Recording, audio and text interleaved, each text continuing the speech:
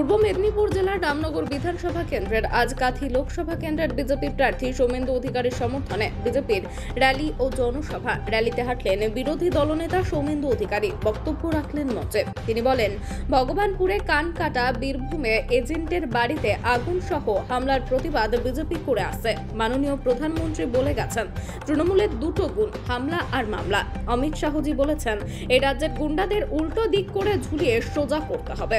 এই গণতান্ত্রিক সরকারকে উৎখাত করা হবে। রেখা পাত্রের পর অর্জুন সিংকে নরেন্দ্র মোদীর প্রশংসার চিঠি নিয়ে বলেন, অর্জুন সিং আমাদের দলের সম্পদ। মাঝখানে তিনি চলে গেলেও আমাদের সঙ্গে ছিলেন। সজল ঘোষের বিরুদ্ধে ড্যামি ক্যান্ডিডেট নিয়ে বললেন, ও কিছুই হবে না, অশ্বডিম্ব হবে। লোক ভোট দেবে সিম্বল দেখে। এবার ভোটে মমতা গোহারা হারবে। ভোটের পর পার্টি অফিস খোলার লোক পাওয়া যাবে না বললেন শুভেন্দু।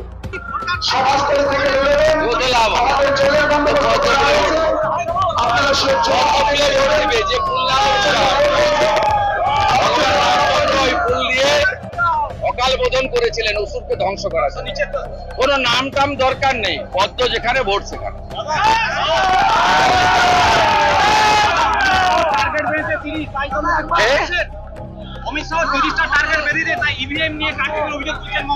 গোহারা হারবে মমতা ব্যানার্জি। নন্দীগ্রামে যেমন হেরেছিল, এই ভোটে হারবে।